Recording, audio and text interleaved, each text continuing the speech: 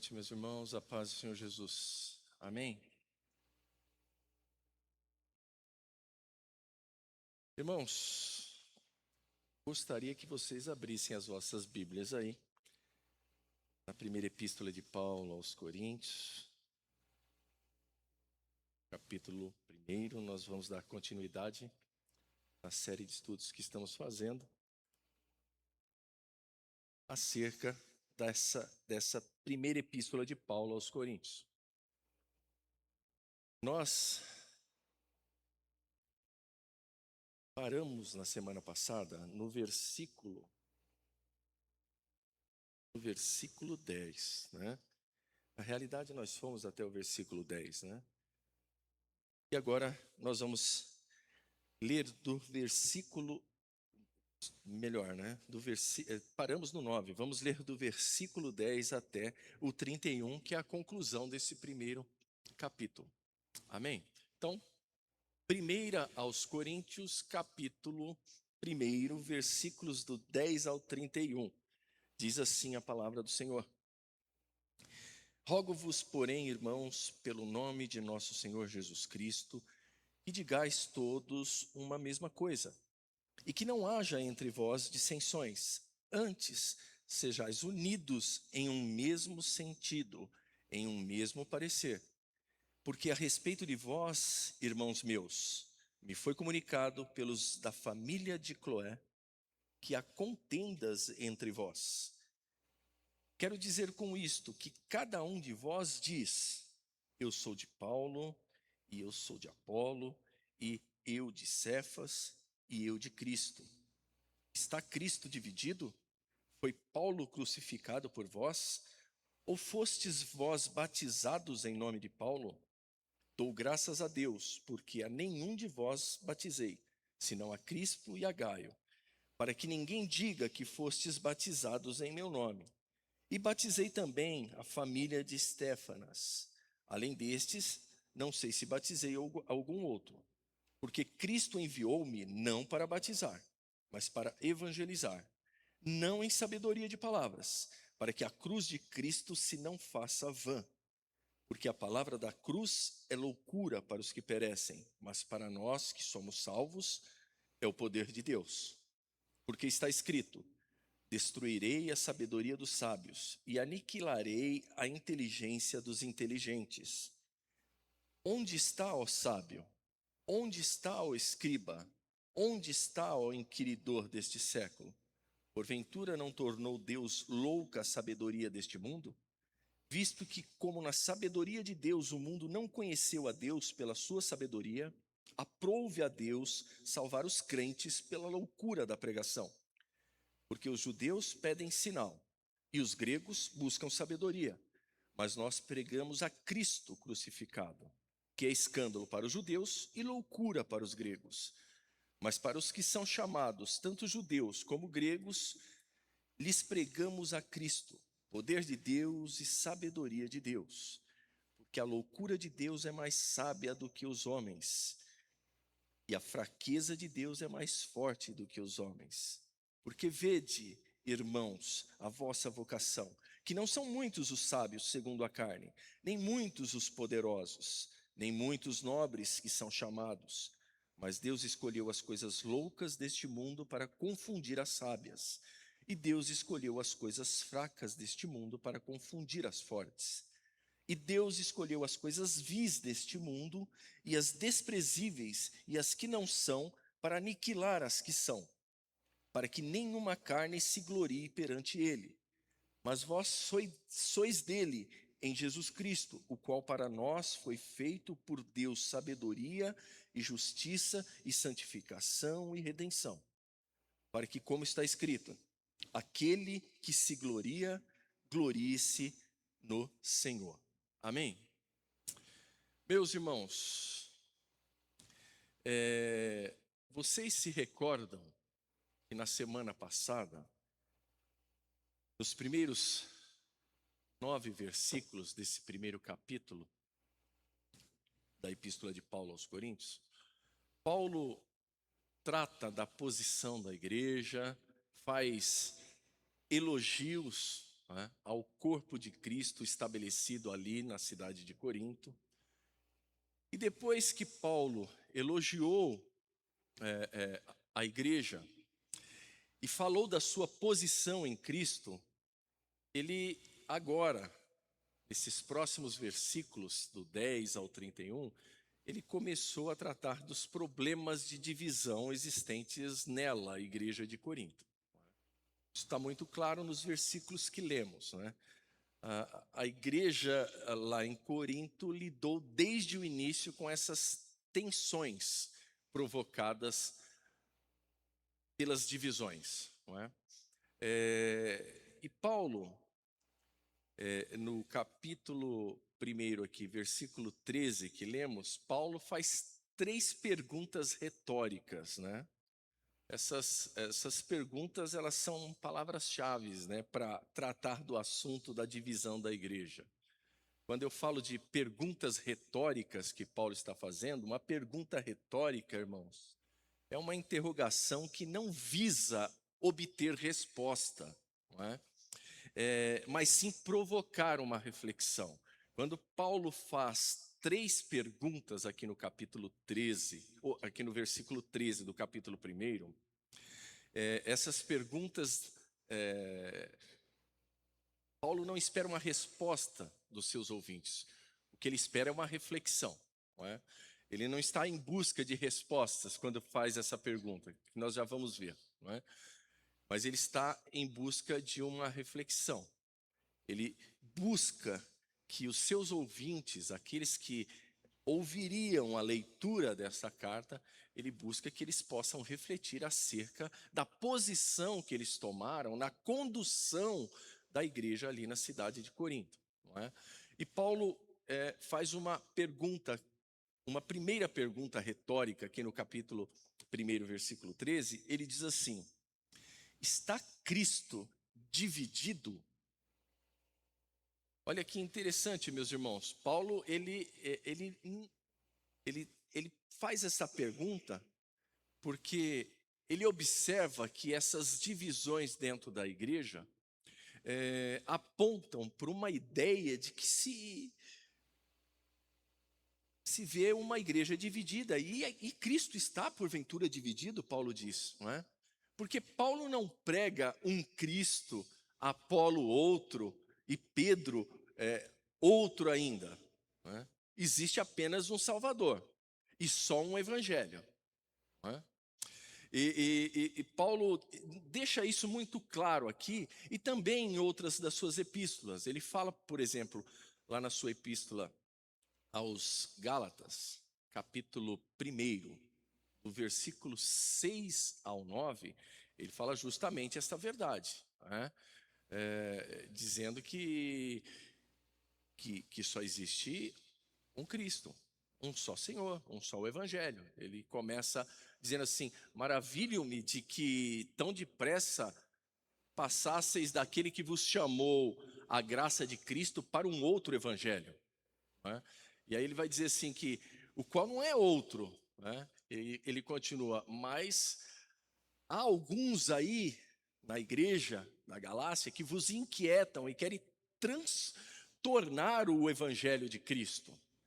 E ele diz, mas ainda que nós mesmos, ou um anjo do céu, vos pregue um evangelho além deste que vos tenho pregado, que ele seja maldito, né?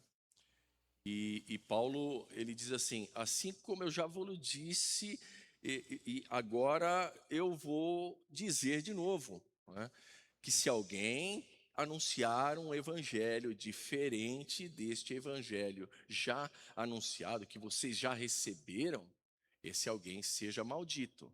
Então, isso está muito claro na concepção da teologia paulina de que Cristo não está dividido. Só existe um Senhor, um Cristo e só um Evangelho.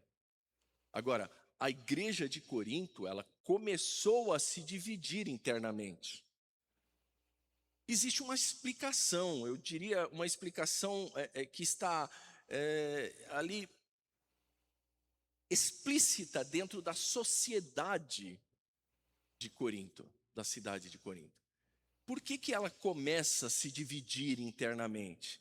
Porque em vez da igreja influenciar o mundo, era o mundo que estava influenciando a igreja. Irmãos, talvez essa seja uma problemática que persegue a igreja do Senhor há mais de 2000 anos. Não é? O mundo influenciando a igreja. Haja vista que nós temos que voltar as nossas lentes ao passado, a Corinto do primeiro século, e observar que a sociedade de Corinto, ela era uma sociedade muito diversificada. Aquela sociedade ali na cidade de Corinto era diversificada em suas ideias, ela era muito diversificada em seus líderes, filósofos, pensadores, não é? Era uma sociedade dividida também, não é? E talvez esse reflexo da sociedade em que a igreja de Corinto estava inserida, isso trouxe sinais dentro da igreja. Porque quando as pessoas elas iam, por exemplo, às praças, e isso era muito comum lá no primeiro século, principalmente em cidades da Ásia Menor, cidades que viviam uma influência helenística muito grande, cidades que viviam a influência grega, não é? Então, as pessoas iam às praças ouvirem os sábios, não é? Ouvirem os pensadores, os filósofos, não é? Algo parecido com o que a gente vê, por exemplo, faz tempo que eu não vou até o centro de São Paulo, ali na Praça da Sé, mas tem muita gente falando, pregando, né? Tem muita gente sem sabedoria também ali, né? Era um pouco diferente aqui da cidade, porque eram sábios, pensadores, então gente falando, grupos se reunindo para ouvir, não é? As pessoas. E sendo assim, era muito comum que essas pessoas elas tomassem partido, não é? Estou falando dentro da sociedade de Corinto, de certo líder, de certo filósofo, de certo pensador. Então, eles diziam, eu sou partidário de fulano de tal. Outro dizia, eu sou seguidor do filósofo tal. E assim era.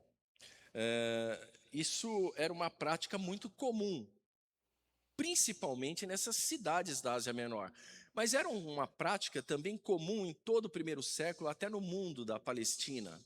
Isso era muito comum. Quando nós observamos, por exemplo, os mestres do judaísmo, havia também essa ideia de você observar o mestre e segui-lo. Não é?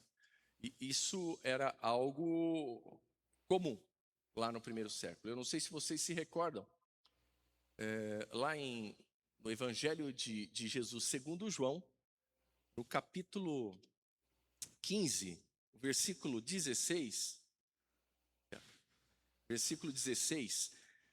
Jesus diz algo assim aos discípulos, não é? Não foram vocês que me escolheram, eu escolhi a vós. Lembra no capítulo 15 de João? Jesus está falando da videira, não é?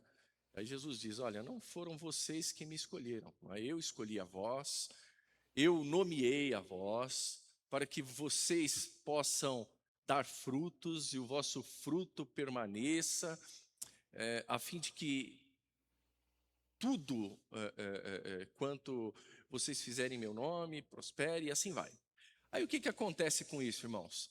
Isso era uma prática comum, a mesma prática que se dava na igreja de Corinto. Jesus está dizendo, isso não é espaço para que alguém use esse texto para dizer assim, olha, Deus tem os seus escolhidos, né? Escolheu fulano, escolheu aquele, então não é isso. Jesus está dizendo assim, olha, É muito comum que vocês ouçam os mestres e vocês escolham o mestre que vocês vão seguir. Mas com vocês, em relação a mim, foi diferente. Não foram vocês que me escolheram, eu vos escolhi. Não é?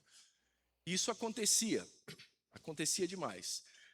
E até por essa questão de se fazer escolher, não é? Essa influência que era mundana, eu diria uma influência sociocultural lá em Corinto, ela entrou na igreja.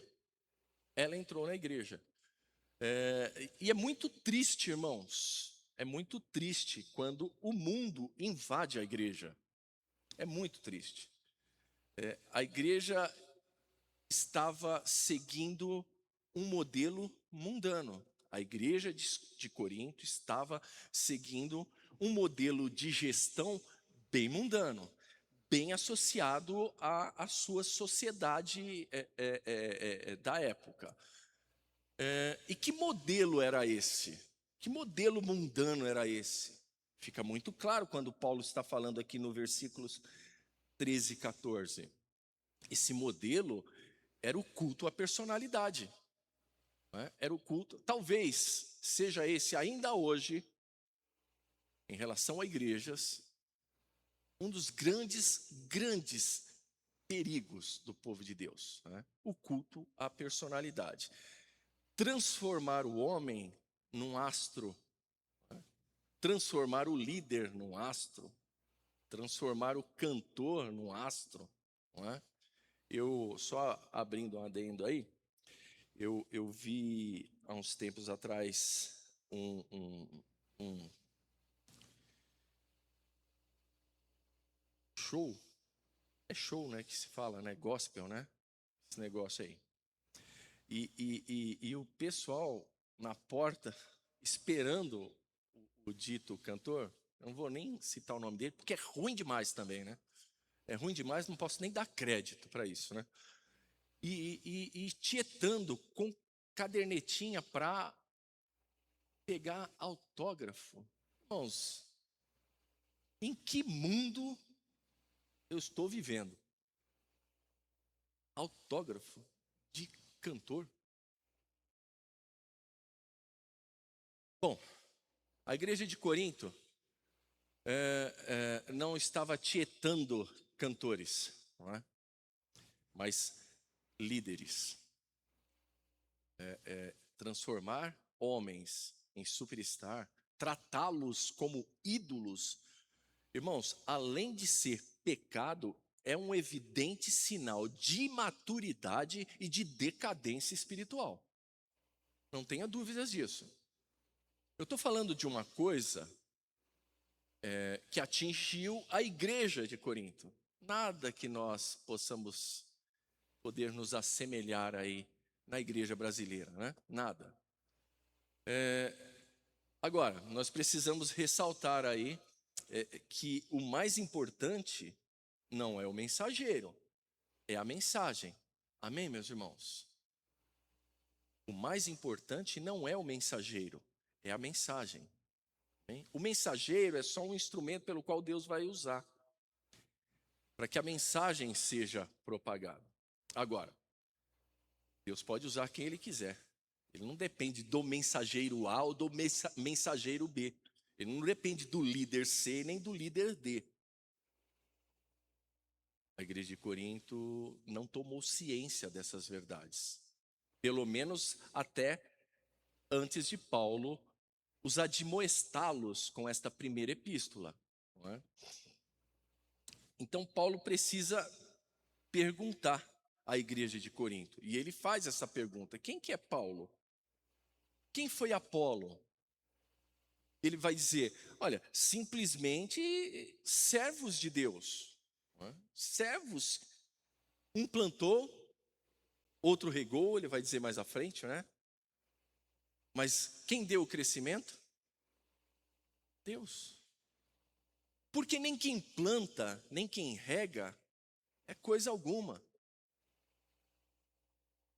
Mas o milagre está naquele que dá o crescimento. Coisas que nem Paulo e nem Apolo pode fazer, nem eu e nem vocês. Amém, meus irmãos? Então, Paulo está colocando aqui o homem na categoria de homem, aonde o homem deve estar. Aonde o homem deve estar dentro da igreja. Paulo está dizendo, ó, não coloque o homem numa posição que ele não possa estar. Paulo está deixando muito claro isso. Porque, meus irmãos, só Jesus deve ser exaltado na igreja de Deus. Amém? E aí a gente anula qualquer tipo de idolatria, qualquer tipo de exaltação humana que desagrada ao Senhor, né? Que desagrada ao Senhor. Os coríntios, eles enfatizaram mais os mensageiros do que a mensagem. Fica claro aqui quando Paulo está falando no capítulo 1, versículo 13. Né? Estava em destaque era a pessoa, a personalidade, e não o evangelho, a mensagem. Isso é muito perigoso, viu, meus irmãos? Então, em relação a isso, por conseguinte, o que acontece? Eles provocam uma divisão dentro da igreja. Paulo vai dizer que no capítulo 3, eu vou dar um spoiler aqui, porque a gente só vai ver isso daqui uma ou 2 semanas, mas no capítulo 3, os versículos do 1 ao 3, Paulo vai dizer que o culto à personalidade é reflexo de 2 pecados. Primeiro, infantilidade espiritual. Segundo, carnalidade. Não é? Olha o que ele diz, capítulo 3, versículos 1 e 2. E eu, irmãos, não vos pude falar como a espirituais, mas como a carnais, como a meninos em Cristo. Com leite vos criei, e não com manjar, porque ainda não podieis, nem tampouco ainda agora podeis, porque ainda sois carnais.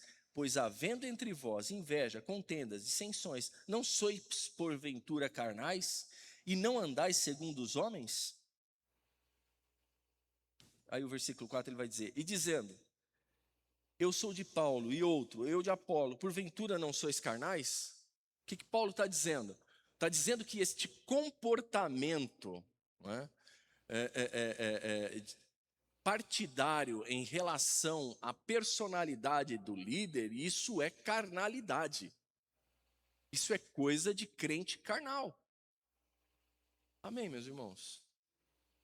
É Paulo que está dizendo, não é? É lógico, eu com isso, irmãos, não quero deixar de dar honra a quem honra, deixar de respeitar a quem merece respeito, mas é só até aí. Nada além disso. Amém? Nada além disso. Paulo, ele cuida deste assunto de uma forma bastante transparente. Vocês perceberam aqui no versículo 11? Olha como é que ele diz aqui, ó.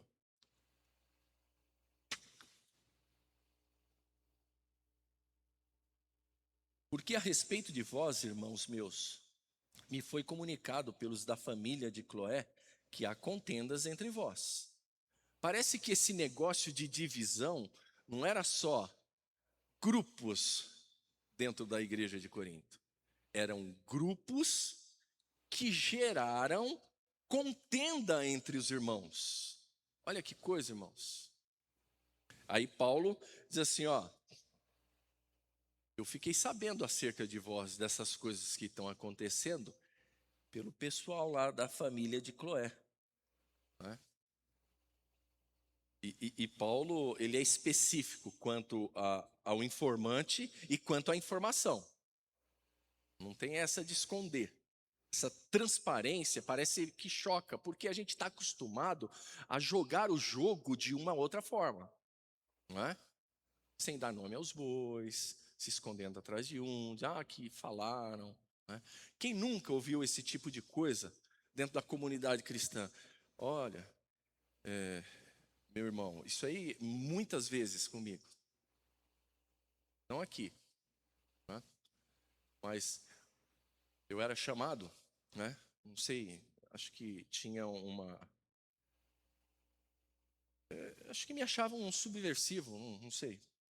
Talvez você também se sinta assim, quando se prega o verdadeiro evangelho, que não aceita essas marmotices que inventam por aí. E aí já, não, meu irmão, sabe o que que é? Que andam falando.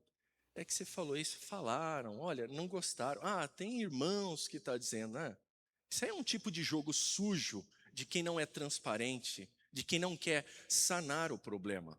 Paulo está dizendo aqui, ó, olha, pessoal lá da família de Cloé me falou a respeito de vocês, e está acontecendo isso, isso e isso. Essa transparência, irmãos, ela neutraliza a maledicência dentro da igreja. Amém? Neutraliza.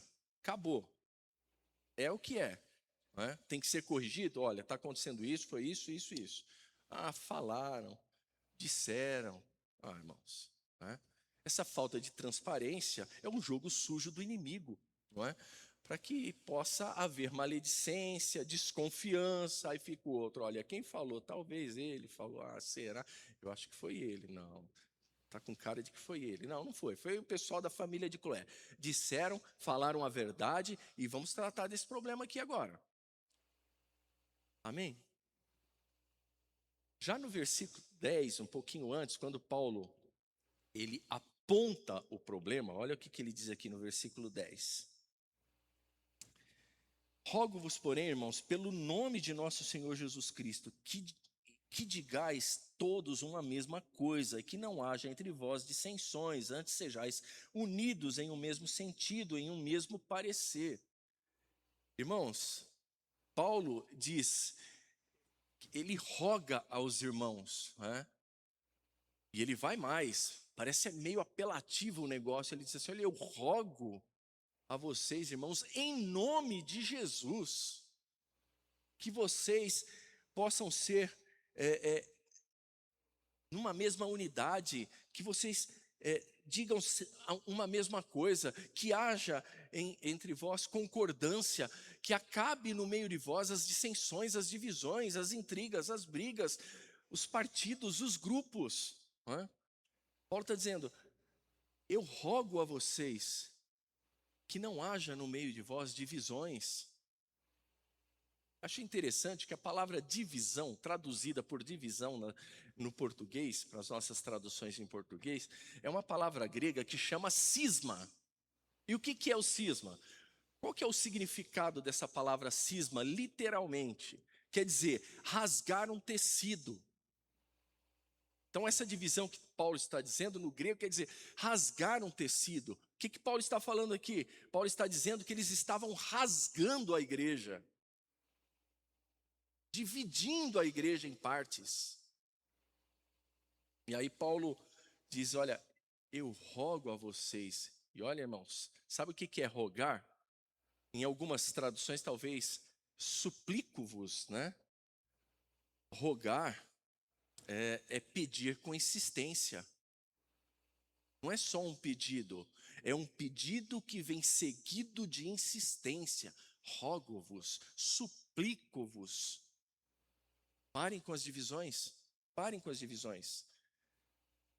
Olha o exagero da linguagem, do verbo que Paulo usa. Por quê? Por causa da tamanha urgência de se tratar o assunto divisão dentro da igreja. Isso ia minar a igreja. A falta de unidade na igreja vai minar a igreja.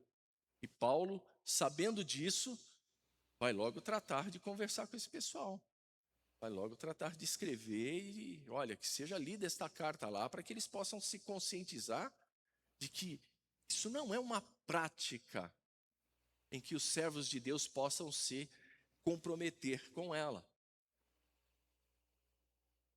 A segunda percepção de Paulo, né, é identificar esse problema, ele percebe e ele vai tratar. Né? Porque no próprio entendimento, né, do apóstolo Paulo, haviam pelo menos 4 partidos na igreja. É o que está dizendo aqui no texto do capítulo 12. Do versículo 12, do capítulo 1, diz assim, quero dizer com isto que cada um de vós diz, eu sou de Paulo, eu sou de Apolo, eu sou de Cefas ou Pedro, não é? e eu sou de Cristo. Então, essa igreja de Corinto era uma igreja que estava dividida, e segundo os informantes da família de Cloé, era uma igreja que estava vivendo em contendas e tinham pelo menos 4 grupos dentro da igreja. Olha que a gente já está sofrendo em se tratando de Brasil com a polarização entre 2 grupos, um de um lado e do outro. Isso está minando, né, a política, a gestão do nosso país. Agora você imagina, uma igreja com 4 grupos, um grupo de Paulo, um grupo de Apolo, um outro grupo de Pedro e um grupo de Cristo. Isso aí não vai dar certo. Como diz os jovens, isso vai dar ruim. Vai dar ruim. Meus irmãos, mas Paulo, ele identifica que pelo menos 4 partidos, 4 grupos dentro da igreja. O primeiro grupo que ele diz aqui, os que se diziam de Paulo. Não é? Quero dizer com isto que cada um de vós diz, eu sou de Paulo.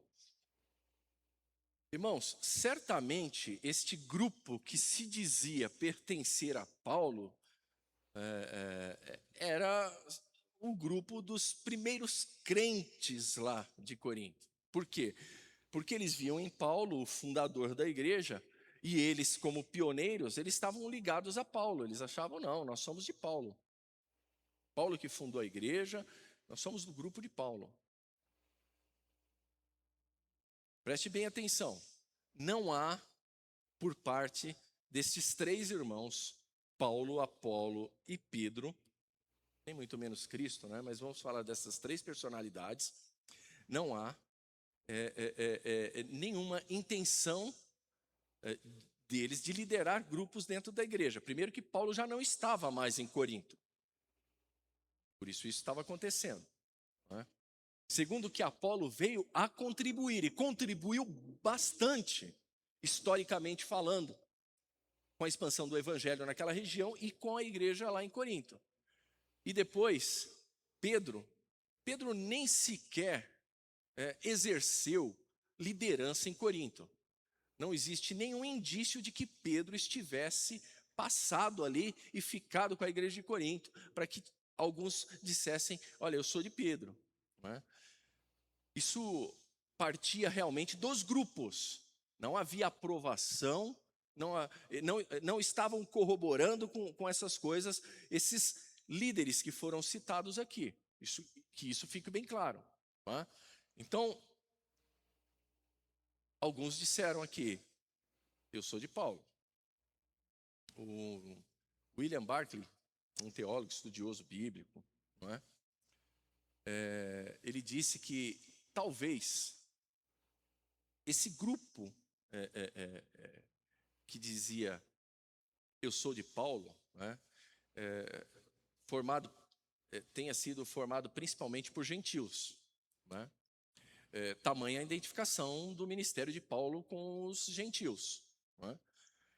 E esses gentios, esse grupo da igreja de Corinto, que era uma igreja muito diversificada também, além de haver judeus convertidos ao cristianismo, havia também os gentios convertidos ao cristianismo.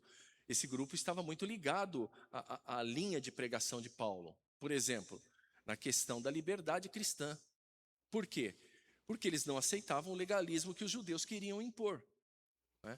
Que era um outro grupo dentro da igreja de Corinto. Paulo vai continuar dizendo e vai identificar um segundo grupo, alguns que se diziam, eu sou de Apolo.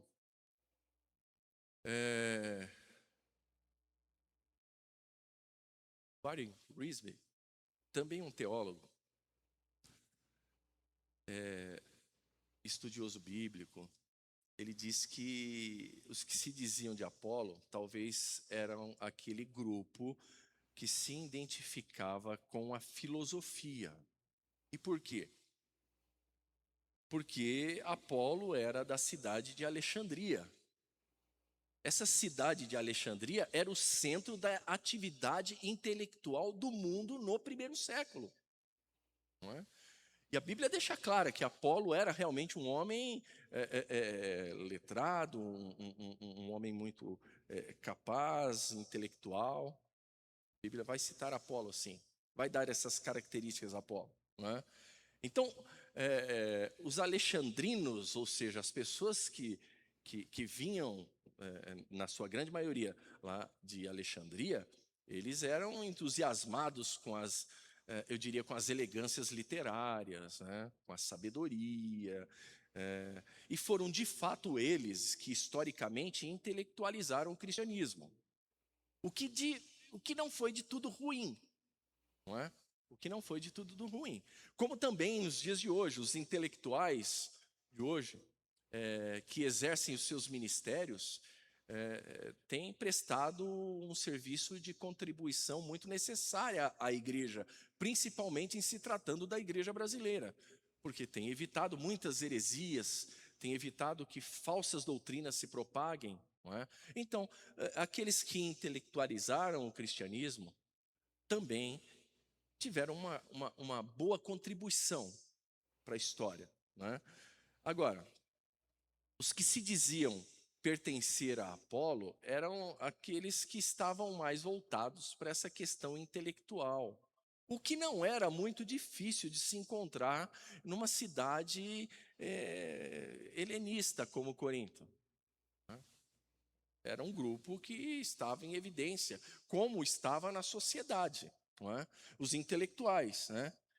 Nada, irmãos, nada contra a intelectualidade cristã. Nada, né? Nada, nada, nada. Nem jamais faria eu apologia ao analfabetismo bíblico. Nunca faria isso. Não é? Mas para aquela sociedade, naquele período e naquela época, existia um perigo muito grande dessas pessoas que diziam, nesses partidários, nesse grupo que se dizia de Apolo. Qual era o grande perigo para a época? Né? Transformarem o cristianismo em mais uma filosofia. Isso era perigoso. Paulo também identifica isso. Também quer tratar isso. Né? Eu disse aos irmãos que o Apolo ele tornou-se um grande orador. Né? Um grande orador. Um homem de fluência na palavra. E muito contribuiu para a expansão do evangelho. Também lá na igreja de Corinto. Eu acredito que o Apolo seria daqueles homens que nós gostaríamos de ouvi-lo, cheio de sabedoria, cheio do Espírito de Deus e com muito para nos ensinar. Lá em Atos, capítulo 18, versículo 24, fala especificamente de Apolo, dá essas características de Apolo.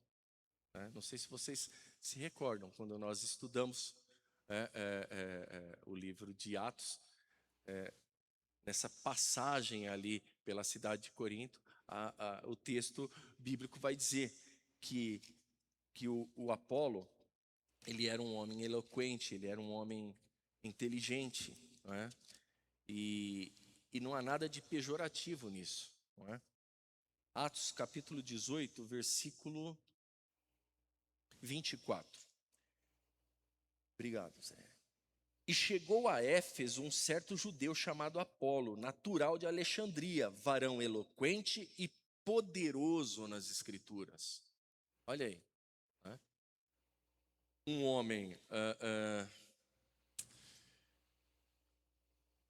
com muita fluência, um grande orador, mas poderoso nas Escrituras. Mas que não tinha nada a ver com esse grupo que se dizia seguidor dele, que era dele. Não é? Tinha também aqueles que Paulo identifica aqui, que disseram que eles eram de Cefas, né? Cefas é Pedro. Né? Com toda certeza, esse grupo dentro da igreja de Corinto era o grupo mais conservador. Eu diria que esse grupo era composto possivelmente pelos judeus convertidos e prosélitos que se tornaram judeus por meio da circuncisão. Porque era justamente esse grupo que se assemelhava mais com o ministério de Pedro, não é? Um ministério aos judeus, não é? Aos judeus convertidos ao cristianismo. Então, haviam também os prosélitos. Prosélitos eram novos convertidos ao judaísmo, que depois se converteram ao cristianismo, mas estavam ligados diretamente com o judaísmo, não é? Por meio da circuncisão. Inclusive, toda aquela problemática, né, do concílio lá em Jerusalém, em Atos capítulo 15, se dá justamente por essa questão. Tem que se circuncidar, né, aquele gentil que se converteu a Cristo Jesus, ou não deve se circuncidar, né? Então, Pedro representava, de certa forma, ou melhor dizendo, eu acho que eles se identificavam melhor com Pedro. E alguns diziam, não, nós somos de Pedro, né? Sabe, irmãos, que haviam muitos gentios que haviam aderido à fé judaica, e eles eram chamados de tementes a Deus, né? Em Atos mesmo, capítulo 10, a palavra de Deus vai nos falar a respeito de Cornélio, um centurião romano, e a Bíblia diz que ele era um homem temente a Deus, orava a Deus, ele foi visitado por um anjo, não é? Ele era judeu porque ele se converteu ao judaísmo, não é? E depois da visita do anjo e todo aquele processo de chamar Pedro lá em Jope, pregar para a família, para os da casa de Cornélio, eles se converteram a Cristo, não é? Então, essas pessoas, mesmo aqueles que se converteram ao judaísmo, que não eram judeus, eles iam nas sinagogas, eles estudavam a lei, eles observavam os ritos judaicos, não é? E como o apostolado de Pedro foi direcionado especificamente aos da circuncisão, e todas as vezes que nós ouvimos esta palavra, os da circuncisão, esse adjetivo, os da circuncisão, remetem àqueles que foram convertidos ao cristianismo, mas que vieram do judaísmo. Então, essas pessoas se identificavam com Pedro, e dentro da igreja de Corinto diziam, não, nós somos de Pedro, não é? Irmãos, imagine isso dentro de uma igreja. Nós não temos dados históricos para dizer o número de membros que essa igreja tinha, mas com toda certeza talvez não fosse tão grande. Como não eram tão grandes as igrejas, não é? As igrejas não tinham esse caráter institucional que as igrejas hoje têm, né? Mas imagina tudo isso dentro de uma casa, esses problemas, né? Eu até imagino que eles deveriam se reunir separadamente, né? Porque um entendia o evangelho de uma forma, o outro entendia de outra, e o outro de outra.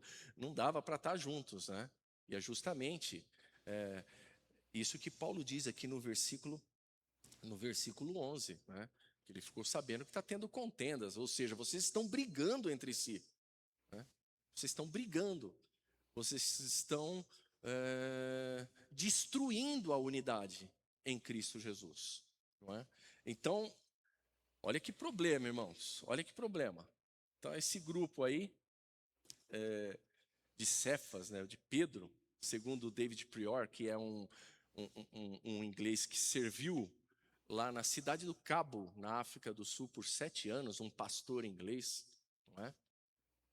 Ele diz que, nesse sentido, Pedro representava aqui o cristianismo judeu, não é? E o William Barclay, ele esclarece também, me veio à memória aqui, irmãos, que os membros deste partido de Pedro eram realmente aqueles que ensinavam que o homem deveria observar a lei para a salvação, não é? Circuncisão, guardar o sábado, Ou seja, eram legalistas que exaltavam a lei e que, ao fazê-la, apequenavam a graça de Deus. Não é? Isso era um grande problema também no seio da igreja. Tá?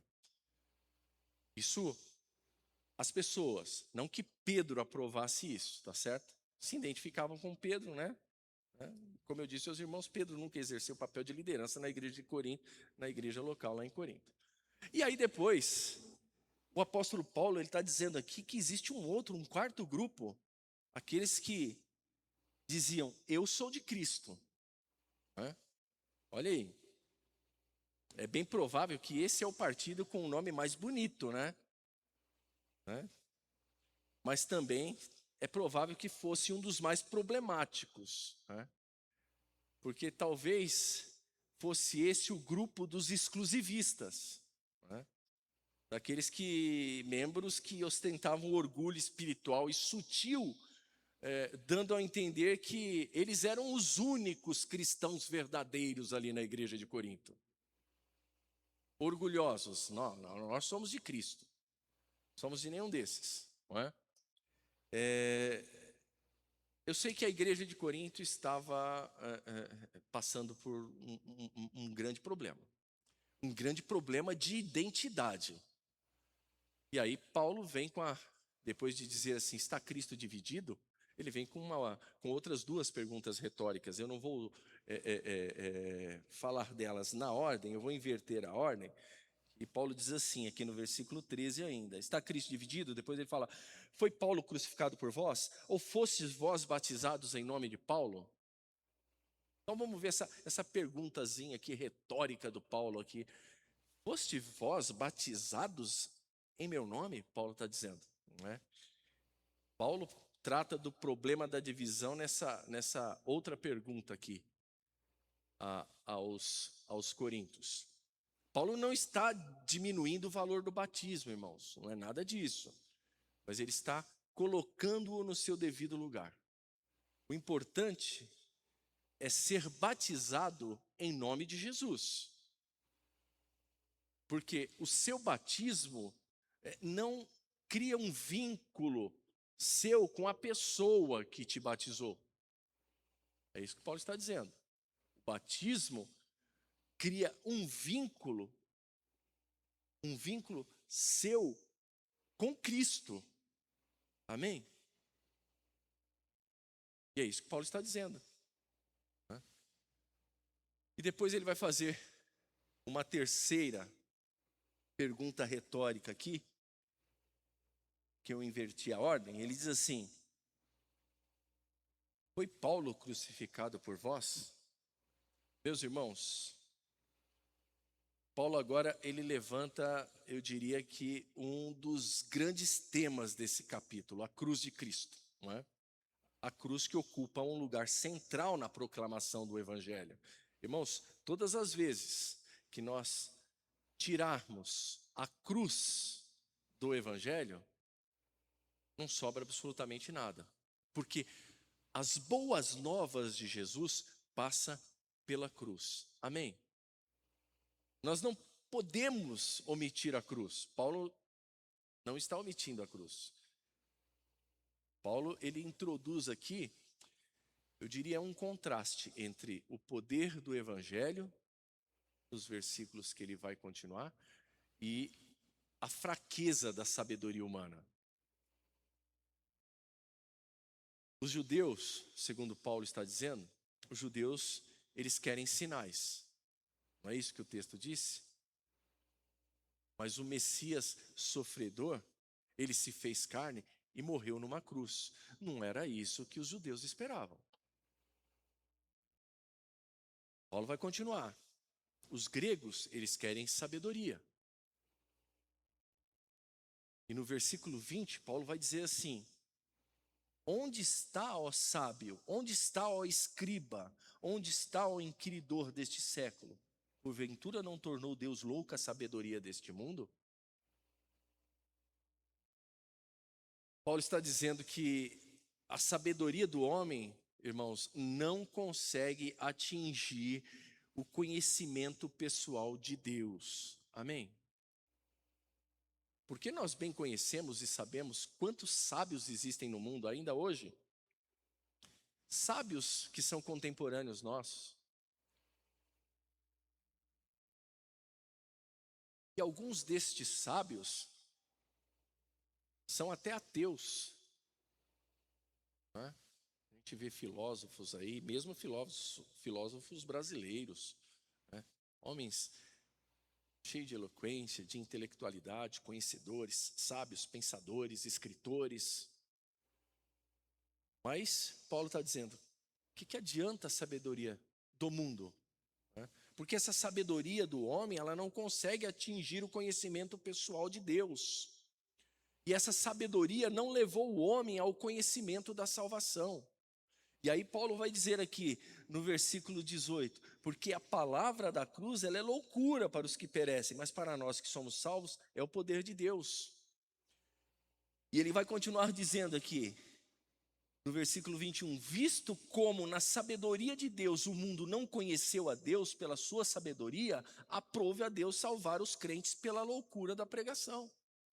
Amém?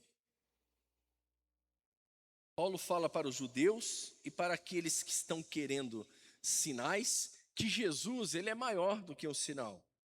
Ele é o poder de Deus. É isso que Paulo está dizendo.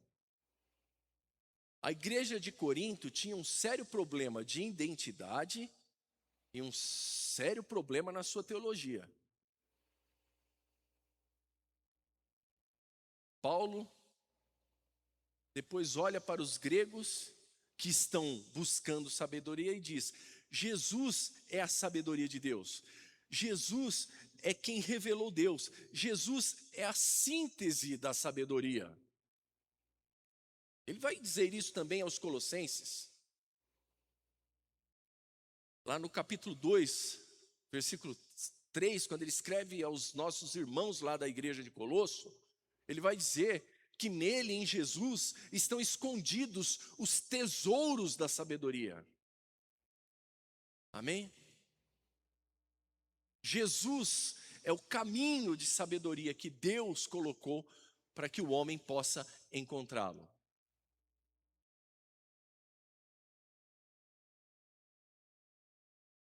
Irmãos, Paulo está dizendo à igreja de Corinto, e isso se enquadra à igreja contemporânea no mundo hoje, que só existe uma mensagem. Versículo 24. Mas para os que são chamados, tanto judeus como gregos, lhes pregamos a Cristo, poder de Deus e sabedoria de Deus.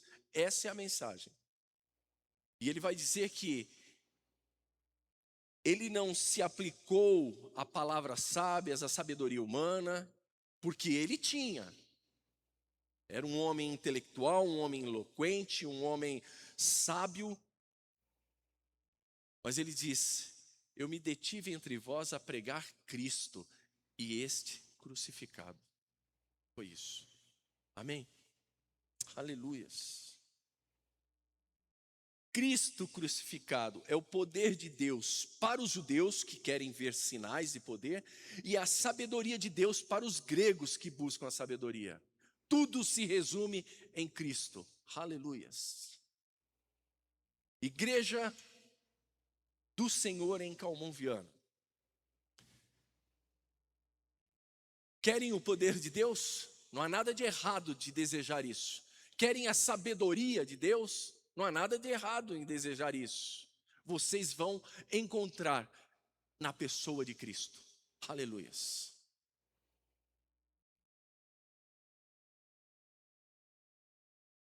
Olha os últimos versículos aqui, o 30 e o 31.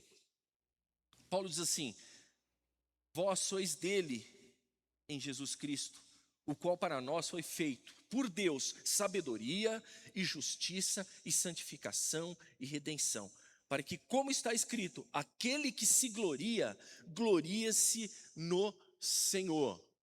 Aleluias. Meus irmãos, depois de tudo que o apóstolo Paulo constrói neste capítulo, ele nos leva ao ponto inevitável. Ele nos leva a um ponto em que diz que o fim do orgulho humano é o início da verdadeira glória. Aleluia. E Paulo, ele declara, versículo 30, que Cristo se tornou para nós sabedoria, justiça, santificação e redenção. Amém? Ou seja, tudo aquilo que o homem busca construir em si mesmo, seja pela filosofia, seja pela moralidade, seja pela religião, Deus nos deu plenamente em Cristo Jesus. Aleluias. Nunca será adquirido, nunca será, pela filosofia, pelo conhecimento humano, pela moralidade, pela religião, porque Deus nos deu na sua plenitude em Cristo e por Cristo Jesus. Aleluias.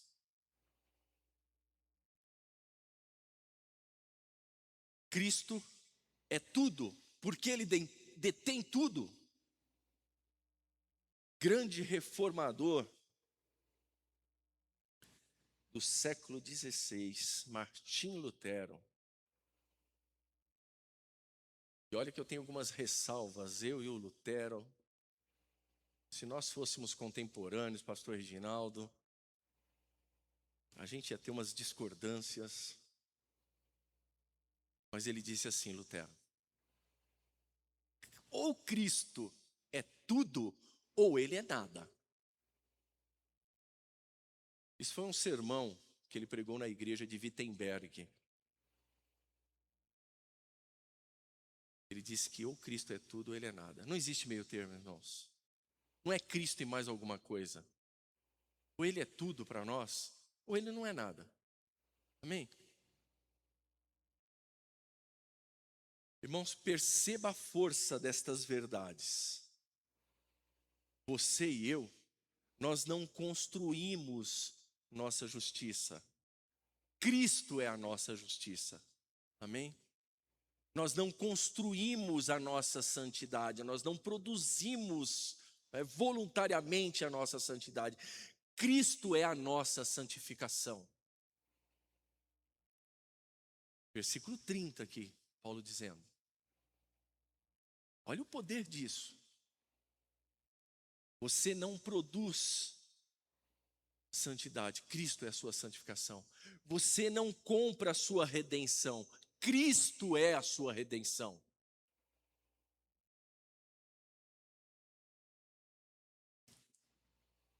Então, irmãos, aonde fica o espaço para o orgulho? Aonde fica a vanglória humana? Paulo responde com precisão cirúrgica. Versículo 31. Aquele que se gloria, glorie-se no Senhor. Se existe alguma glória em nós para a igreja, essa glória é no Senhor. Aleluia. Aqui está o golpe final no ego humano. A cruz de Cristo, ela não apenas nos salva pelo sacrifício vicário do Senhor Jesus, ela nos humilha. Sabia, irmãos? Ela nos humilha. Porque ela mostra que nós não éramos tão bons o suficiente para nos salvar. Mas ela mostra também que nós éramos amados o suficiente para sermos resgatados. Aleluias. E cruz que nos humilha.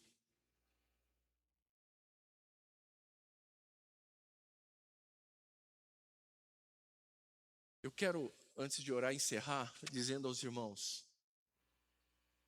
que a única glória legítima do cristão não está no que ele faz, não está no que ele é, não está no que ele sabe, não está no que ele possui. Ela está em quem Cristo é. Ela se encontra em Cristo Jesus. Aleluias. Porque nem o que eu e o que você sabemos, nem o que eu e o que você possuímos, tem valor algum se Cristo não estivesse em nós. Aleluias. Sabe por quê, meus irmãos? Porque nós sabíamos algumas coisas, nós possuíamos algumas coisas em um dado momento das nossas vidas, mas nós não tínhamos Cristo Jesus, nós não éramos nada.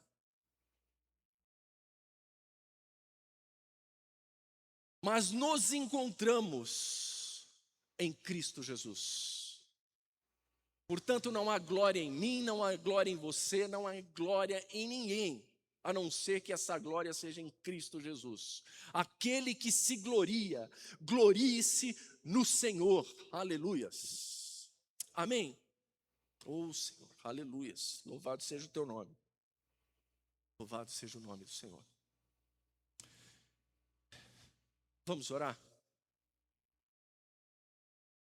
Eu gostaria de orar com os irmãos.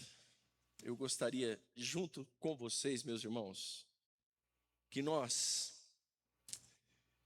pudéssemos, além das petições que fazemos sempre, todas as nossas quartas-feiras de oração aqui, eu gostaria que você pedisse ao Senhor, eu farei isso também. Senhor,